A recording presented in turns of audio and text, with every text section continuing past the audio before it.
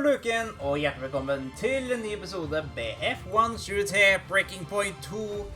I forrige episode så startet vi første kapitlet, og skal vise at det litt utfordrende, da Aiden Jackson og Devon Butler teamkamerater i det nye teamet Connor Sport. Men dessverre så gikk fikk Aiden tekniske problemer, og Butler, Devon, kjørte inn i poengplass. Så det mye problemer i bilen hans egentlig. Så så det var bare klokka mi. Jeg satte på en tidsur eller noe sånt. Jeg glemte å se den av, ja. Sorry. Alright, vi har jo sett sosiale medier. Ja, ok. Vi går videre til neste kapittel. Canada's Grand Prix. 6 uker senere. Okay. Color Sports maiden season continues to be marred by inconsistency, but team principal Andrea Connor remains hopeful that their luck will start to change as the paddock heads to Montreal.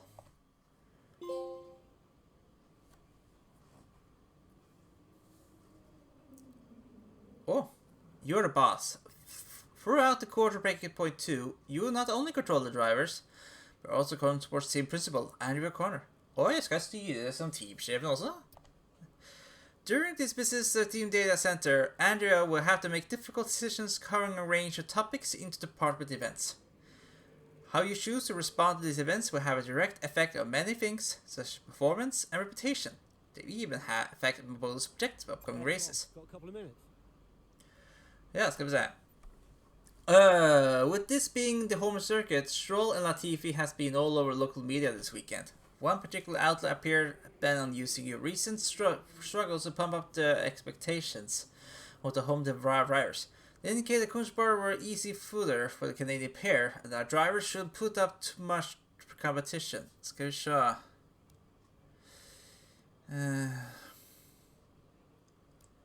Ja, hva skal jeg velge da? Jeg vil ta det ignore. Devon was on a popular streamer channel early this week and promised a behind-the-scenes tour of our factory for next Thursday. This clashes with our scheduled team building days for the engineers back at the factory. Normally, I would say we don't let the Devon flights of fancy interfere with our plans. But that video has received a lot of views. The streamer has contacted us to confirm out the tour. What course of action would you like to take? La meg se. Skal vi se.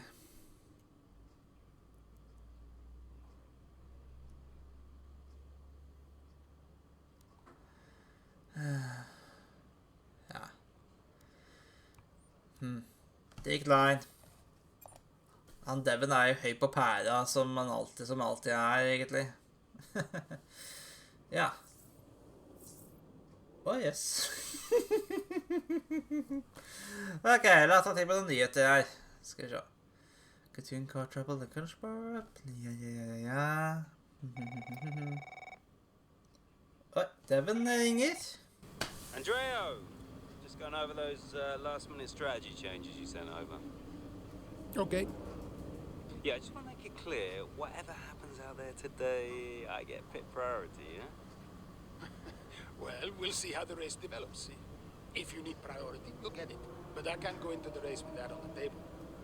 Look. We all know Jackson's not pulling his weight. Now, if you want the points, I need to make sure he's not going to get in my way. Do you get me? Devon, we've talked about this. Give Aiden some space. It's not about you getting in the way of each other. It's about everyone pulling together, racing as a team. Of course, yeah. So, hit priority, yeah? All right, ciao. Ja, det Devon altså, herregud, altså. Du ikke stjerne i teamet. Vi alle stjerne i teamet. Le med det. Noen fra sosiale medier.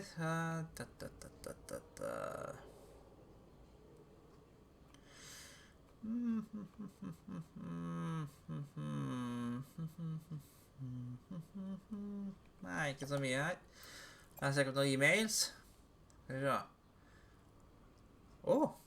Det fra han Casper Ackerman fra forrige storyboard. Han jo retired også.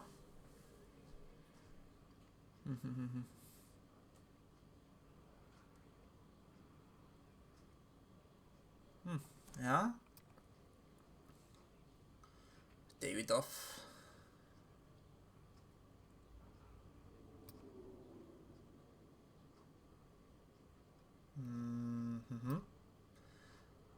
Ja. Skal vi se. Ja. Så det tekststrategi for ditt topp 3. Hæ?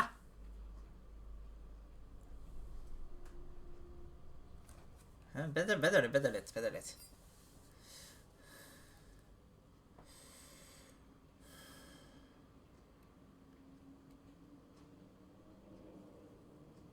Vent litt, det er noe helt gærent her. Ja, Max Verstappen kjører i Rival.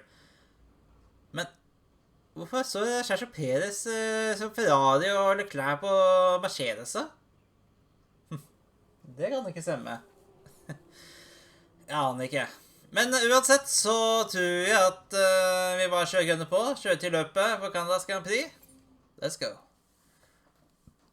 With several laps remaining, Aiden Jackson pushes on so he hopes to secure some much-needed points for car sport.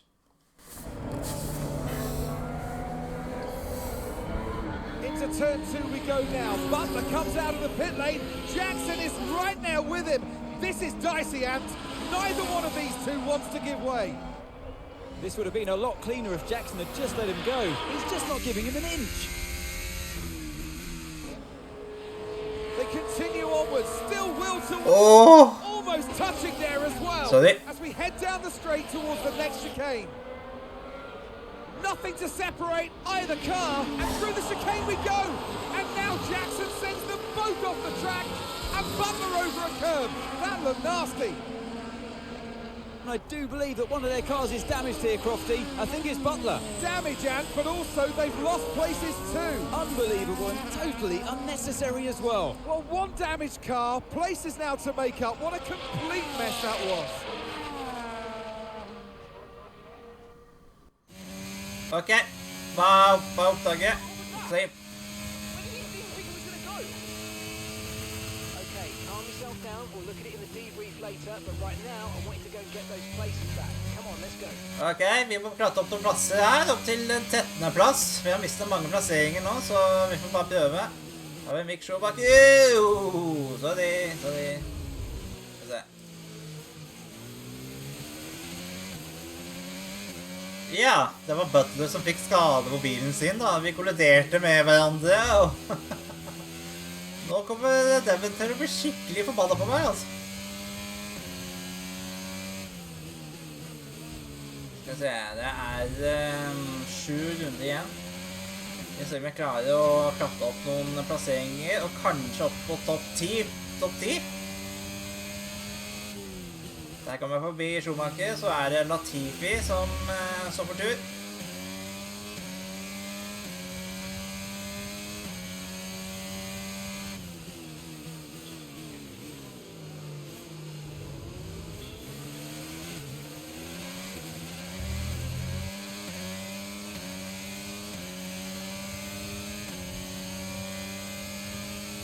Ha det bra.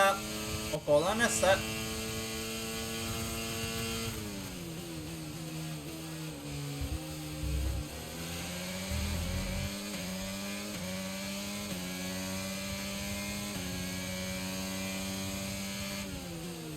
Og rett inn mot deg, Håkon.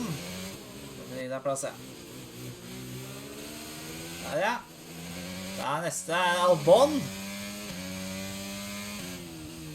Som skårte poeng på in real life i Canadas Grand Prix for forrige uke. Veldig bra innsats.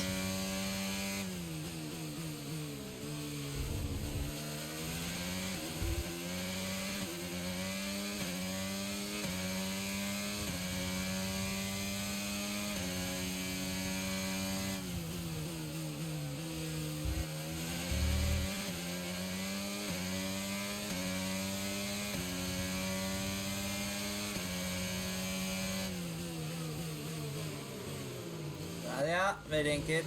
Nå er Norris og Joe som står for tur.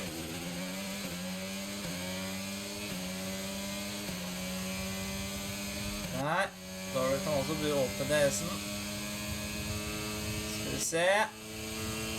Nei, det blir for langt, det blir for langt.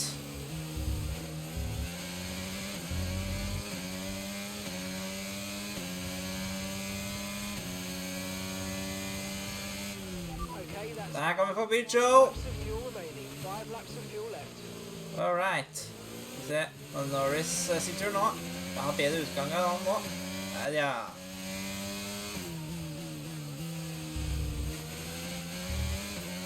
Stroll er neste.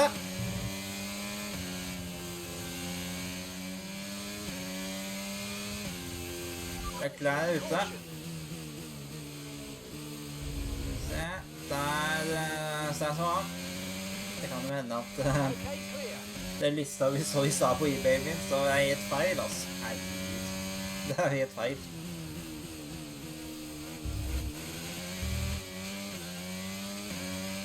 Okay, you've got 4 laps of fuel remaining.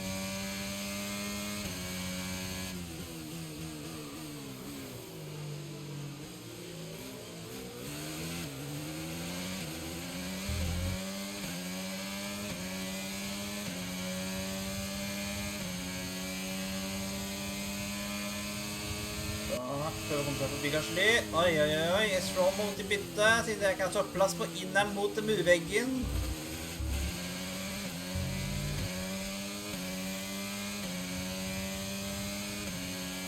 Ja, han prøver seg, men det er ikke så lett å komme seg forbi.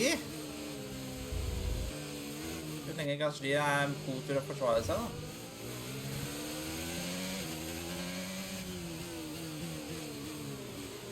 Jeg ta på inneren av med Gasly nå.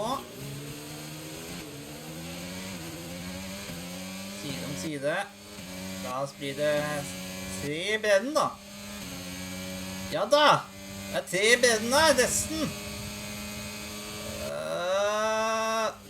Han bremser ned. Nå ser jeg. Oi. Så det, folkens.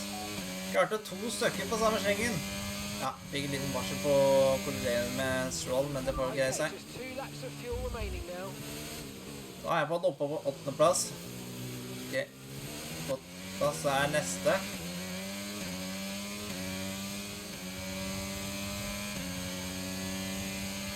Ok, Bottas. Nå tar han på inneren der. Der, ja. Snol er neste, når vi skal kjøre inn i det siste runden. Okay, this is your final lap of the race.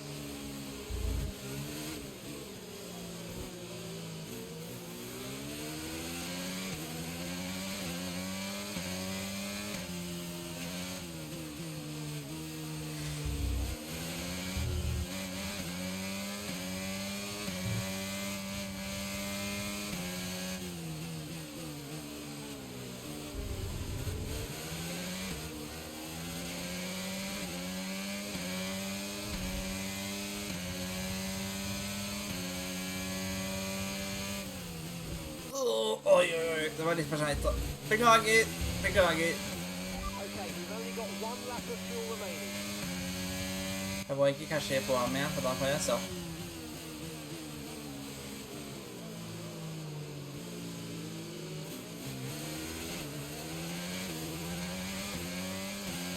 Ja, han sikter mot en 6. plass her.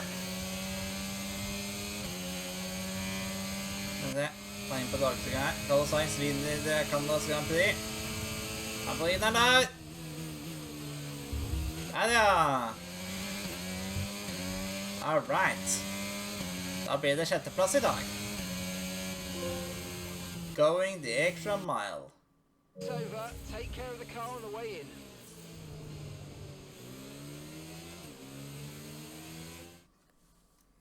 So it's been a day of drama here at the Circuit Gilles Villeneuve today. But Ant, what stood out for you? Well, it must be the Connor Sport moment between the 2 drivers there, banging wheels, not giving each other room on track. It was entertaining, of course, but definitely for the wrong reasons. Yeah, we enjoyed it, certainly. And Aiden Jackson, well, he'd have enjoyed the result. He did well to recover. He did do well to recover, but, you know, you never want to see two cars, if you're the team boss, seeing two cars hit each other. It's rule number one, don't hit your teammate.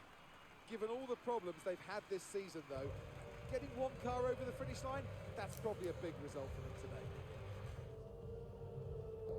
Looking at the podium, you can see that red suit, familiar to fans across the globe. A world-class win for a world-class team. Ferrari, do it again.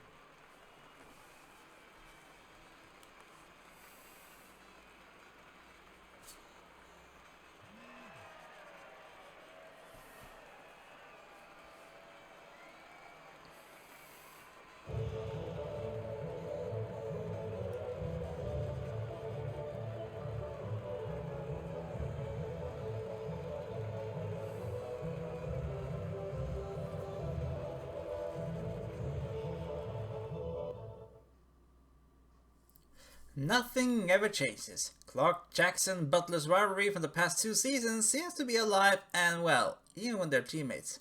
The unwillingness to cede position to each other at the Canadian Grand Prix is bad luck for current sport. Gikk det cutscenes? Ja. Skal vi se her. Calamity of Color Sport. Ja.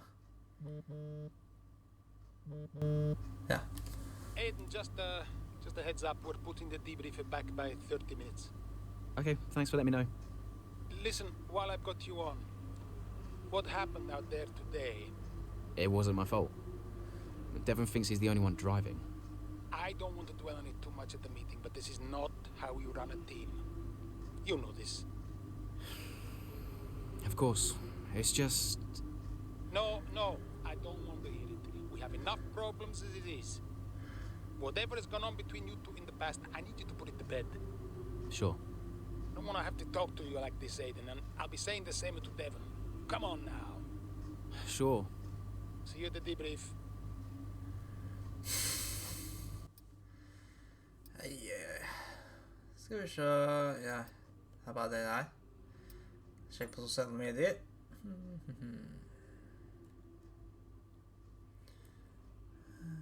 Ja.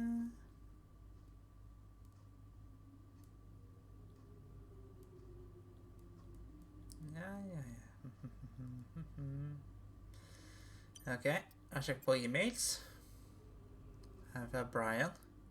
Ja, det er gamle team fra forrige... Ja, han, ja.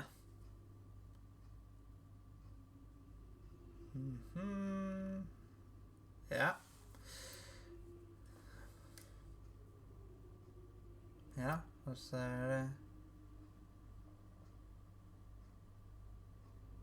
Ja. Det er ikke så mye mer nå. Uansett, så får vi se hva som skjer videre, egentlig, i neste episode med F123 Breaking Point 2. Tusen takk for at du så på. Trykk gjerne like på videoen, abonner hvis du er og så ses vi til en annen video. Vi ses!